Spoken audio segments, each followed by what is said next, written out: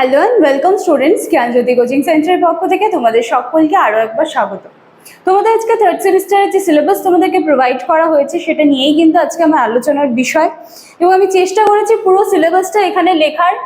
আশা করছি হয়তো তোমরা ক্যামেরার উপর থেকে বুঝতে পারবে, সমস্যা নেই। আমি প্রত্যেকটি একটু বাংলায় আলোচনা করে দেওয়ার কিন্তু চেষ্টা করব। তোমাদের যা সিলেবাস এই বছরে বা এই সেমিস্টারে প্রোভাইড করা হয়েছে তার মেইন কোর্স টাইটেল হচ্ছে development of education in India. ঠিক আছে, এটা হচ্ছে আমাদের মুদ্রা কথা বা কোর্স টাইটেল, এবং এটার মধ্যে ইউনিট 1, 2 অ্যান্ড ইউনিট 3 কিন্তু তোমরা পেয়ে যাচ্ছ। Unit 1, unit 2 and unit 3। ঠিক আছে, এবার প্রত্যেকটা ইউনিট একটুখানি আমি বিস্তারিত আলোচনা করি। দেখো, ইউনিট 1-এ বলেছে Indian education in ancient and মেডিয়েভাল India, মানে ভারতের যে শিক্ষা ব্যবস্থাটা ছিল সেটা প্রাচীন যুগে কিরকম ছিল এবং মধ্য ভারতীয় যুগে কিরকম ছিল সেটা নিয়ে আমাদেরকে আলোচনা করতে হবে। তো এখানে নাম্বার A-তে রয়েছে ব্রাহ্মণিক সিস্টেম অফ এডুকেশন। এটার মধ্যে তোমরা aims, curriculum, teacher and methods of teaching, institutions পেয়ে যাবে, এবং women education and evolution system. ঠিক আছে, ব্রাহ্মণিক সিস্টেম মানে হচ্ছে ব্রাহ্মণ্য শিক্ষা ব্যবস্থা যেটা ছিল সেই ব্যাপারটা তোমাদেরকে এখানে কভার করতে হবে। তার কারিকুলাম কভার করতে হবে, তার এইমস কি আছে, শিক্ষার পদ্ধতি এবং কিছু ইনস্টিটিউশনস আছে সেগুলোর ব্যাপারে আমাদেরকে জানতে হবে। এবং রয়েছে উইমেন এডুকেশন মানে হচ্ছে নারী শিক্ষা অ্যান্ড এভলিউশন সিস্টেম। ঠিক আছে, এরপরে B-তে রয়েছে বৌদ্ধিস্টিক সিস্টেম অফ এডুকেশন, মানে হচ্ছে বৌদ্ধ শিক্ষা ব্যবস্থাটা, সেই সময়কালে যে শিক্ষা ব্যবস্থাটা ছিল সেটা হচ্ছে B-তে আছে। আচ্ছা, B-তেও কিন্তু তোমাদেরকে aim, curriculum, teacher and methods of টিচিংটা কমপ্লিট করতে হবে। একই আছে দুটায়, এখানটায় যেমন ইনস্টিটিউশন ছিল, ইউনিট 1-এর A-তেও ইনস্টিটিউশন ছিল, B-তেও ইনস্টিটিউশন কিন্তু আছে, কিন্তু ইনস্টিটিউশনের মধ্যে এখানে পার্টিকুলার বলে দিয়েছে কোন জিনিসগুলো কভার করতে হবে।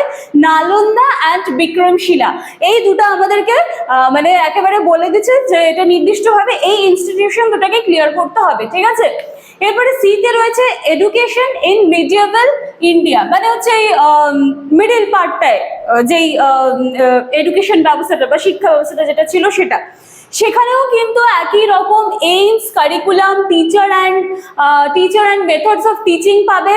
ইনস্টিটিউশন এখানেও আছে, অ্যান্ড উইমেন এডুকেশনও আছে, নারী শিক্ষা ব্যবস্থা। এটার মধ্যে আমাদেরকে এখন কন্ট্রিবিউশন অ্যাড করে দিয়েছে। কাদের কন্ট্রিবিউশন করতে হবে? ফিরোজ শাহ, তুঘলক অ্যান্ড আকবর। ঠিক আছে, ফিরোজ শাহ, তুঘলক অ্যান্ড আকবরের যে কন্ট্রিবিউশন ছিল, যোগদান ছিল, সেটাই কিন্তু পড়তে হবে। কিসে? এডুকেশন ইন মিডিয়েভাল ইন্ডিয়াতে কি যোগদান ছিল সেটা কিন্তু আমাদেরকে কভার করতে হবে। ঠিক আছে, এরপর রয়েছে ভারতে 19 শতকের শিক্ষা, education in 19th century in India.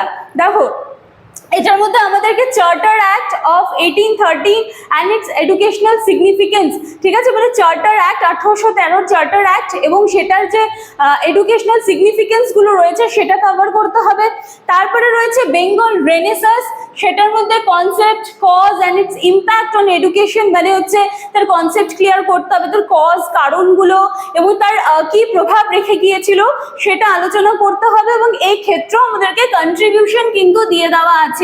রাজা Rammohan Roy, Derozio and Vidyasagar in education, এনাদের যে শিক্ষার ক্ষেত্রে যে অবদানটা ছিল, রাজা রামমোহন রয়, ডিরোজিও অ্যান্ড বিদ্যাসাগর, এই তিনজনের কিন্তু কন্ট্রিবিউশন আমাদেরকে এক্ষেত্রে আলোচনা করতে হবে।